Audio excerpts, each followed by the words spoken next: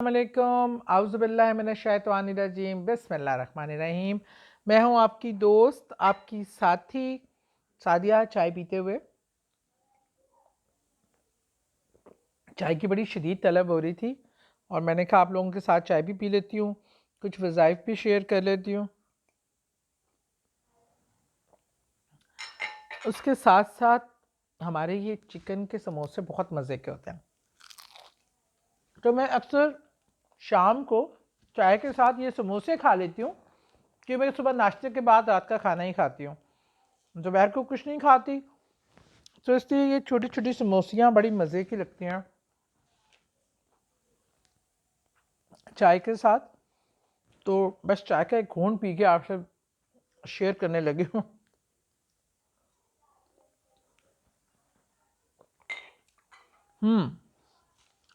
اچھا جی، اچھا برا وقت ہر انسان پہ آتا ہے،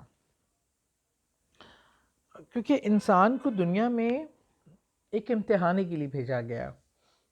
ایک تو اس کو صحیح اور غلط میں سے صحیح کو منتخب کرنا، اور جب ہم صحیح راستے پہ ہوں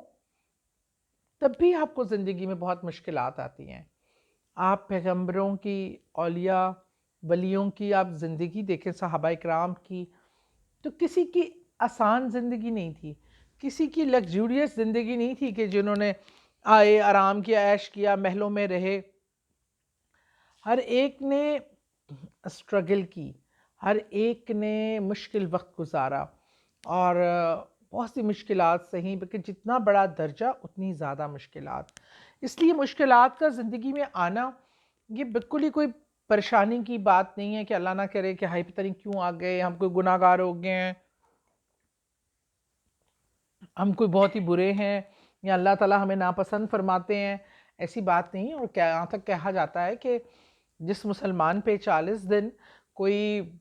بیماری، کوئی مشکل، کوئی پریشانی نہ آئے، تو اس کا مطلب کہ اللہ نے اس کو بھلا دیا، اس کی طرف متوجہ ہی نہیں ہے۔ تو اس لیے اس گمان کے ساتھ جب آپ مشکلات فیس کرتے ہیں، پھر آپ کے اندر ایک ہوتا ہے کہ نہیں، میرے رب نے مجھے یاد رکھا ہے، میری خوشی بھی اس کی طرف سے ہے، نعمتیں بھی اس کی طرف سے ہیں۔ اگر کوئی مشکل آئی ہے تو وہ بھی میرے رب کا شکر ہے، وہ مشکل میں ڈالنے والا بھی وہ ہے، نکالنے والا بھی وہی ہے۔ تو لیکن ہم ہیں تو انسان ہی نا، ہمارا وہ ظرف اور وہ ہمت تو نہیں ہے جو رب کی ہے، شان کے وہ تو کبھی کوئی گناہ نعوذ باللہ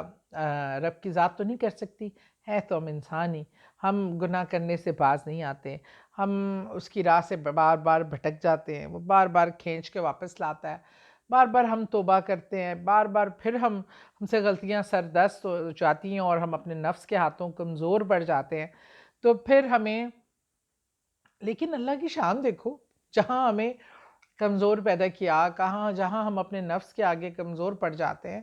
وہاں ہمیں راستہ بھی بتا دیا، ہمیں ہدایت بھی دے دی، ایسے کلمات بھی سکھا دیے کہ جن سے پڑھنے سے ہمیں نجات مل سکتی ہے، ہم اس مشکل سے نکل سکتے ہیں۔ اور ایسے بہت سے کلمات ہمارے انبیاء کے زندگیوں سے، قرآن پاک میں سے، اور بہت سے اس طرح کی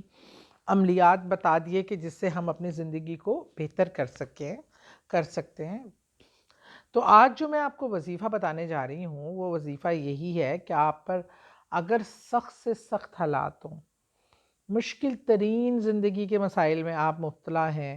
وہ کسی قسم کے مسائل بھی ہو سکتے ہیں، گھریلو بھی ہو سکتے ہیں، فائنینشیل بھی ہو سکتے ہیں، سماجی بھی ہو سکتے ہیں، سیاسی بھی ہو سکتے ہیں، ہر قسم کے کاروباری بھی ہو سکتے ہیں، اس میں آپ مبتلا ہیں اور آپ کی طبیعت میں بہت مطلب گھبراہٹ ہے، تکلیف ہے اور دکھ ہے، اور آپ کو لگتا ہے کہ آپ کو اب بس نکلنا ہے اس مسئلے سے، ان مسائل سے نکلنا ہے، تو آپ ظاہر بات ہے اللہ سے ہی مدد مانگتے ہیں، اور اللہ کے سوا کوئی مدد کر ہی نہیں سکتا۔ جتنا بھی کوئی پاورفل انسان ہے، جو بھی ہے، اللہ کی مرضی کے بغیر نہ کوئی مدد کر سکتا ہے، نہ ہی وہ مسئلہ حل ہو سکتا ہے۔ تو ہمیں پریکٹیکلی بھی ہم ایفرٹس پٹ کرتے ہیں اپنے فائنینشیل میٹر سے نکلنے کے لیے، سماجی ایشوز سے تمام، لیکن حتمی مدد اللہ ہی کی طرف سے آتی ہے، اور اس کے لیے جو طریقہ کار ہے اللہ کو پکارنا، اللہ کو مدد کے لیے پکارنا، اللہ کو آواز دینا، اللہ کو اپنی طرف متوجہ کرنا، اللہ سے مدد کی بھیک مانگنا۔ دیکھیں ہم تو ہیں اس کی مخلوق اور اس کے محتاج، وہ ہے ہمارا مالک، اس لیے ہمیں تو اس کو مانگنا چاہیے اور بھیک کے انداز میں مانگنا چاہیے،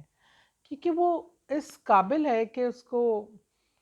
سے مانگا جائے، کیونکہ ساری قدرت اس کے ہاتھ میں ہے۔ تو اس لیے یہ اللہ سے جتنی عاجزی،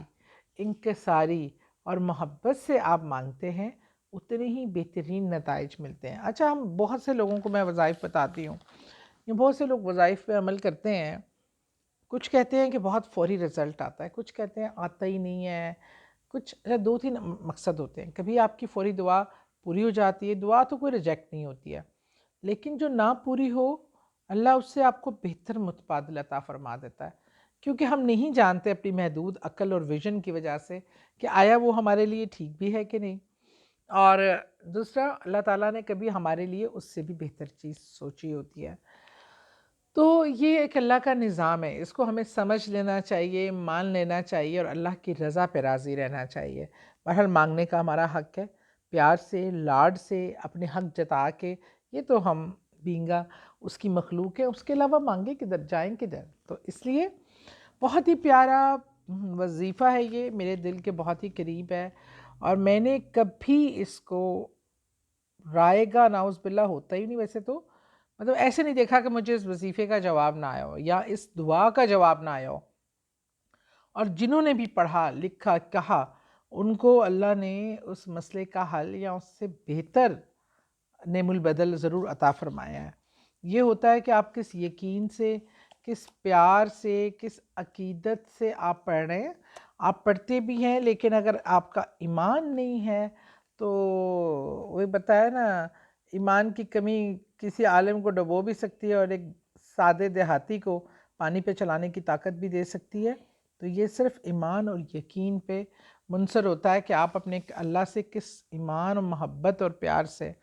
جی یہ ہے آیت کریمہ، آپ نے سب نے سنا ہے، پڑھا ہے ہزاروں بار، لا الہ الا انت سبحانک انی کنت من الظالمین۔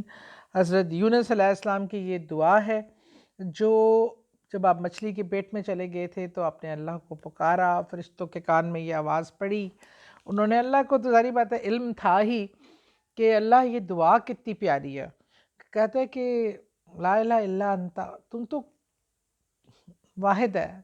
تجھ سے تو کبھی کوئی گناہ یا سردست ہوا ہی نہیں،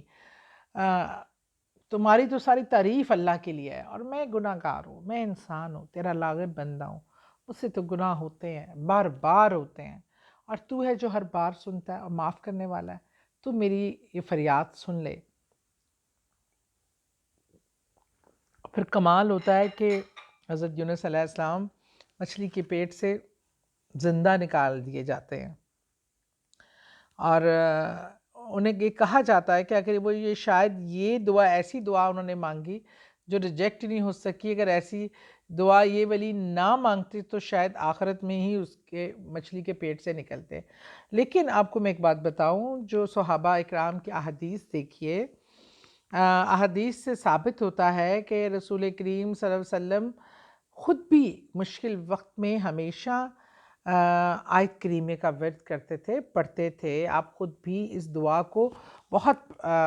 پڑھا کرتے تھے، اور جو عمل رسول کریم صلی اللہ علیہ وسلم تمہیا جو ہمارے انبیاء کا ہے اس پہ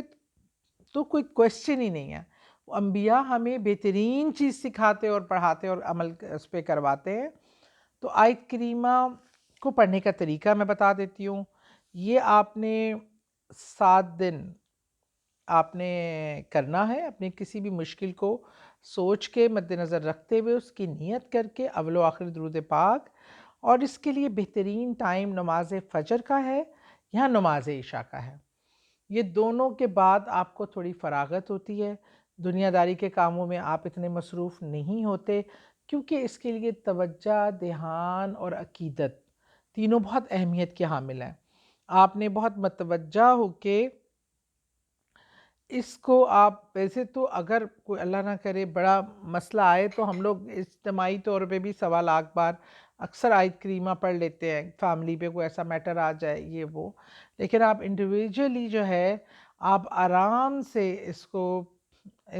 1000 تسبیح 1000 بار پڑھ سکتے ہیں، 10 تسبیحاں ہیں، اور آپ فجر کا ٹائم منتخب کر لیں یا عشاء کا، پھر جو منتخب کر لیں تو 7 دن آپ نے وہی کرنا ہے، 1000 بار ڈیلی آپ نے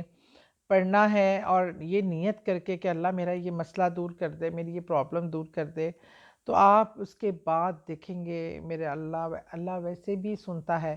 لیکن اس کی پسندیدہ دعا کا جب سہارا لے کے آپ دعا کرتے ہیں اور خشوع و خضوع سے، اور اس کو اس طرح پکارتے ہیں کہ تو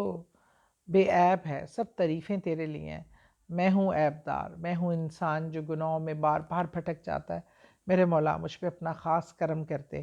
تو انشاءاللہ یہ آیت کریمہ لا الہ الا انت سبحانک انی کنت من الظالمین آپ کے لیے معجزات لے کے آئے گا۔ بہت شکریہ، دعاؤں میں یاد رکھیں۔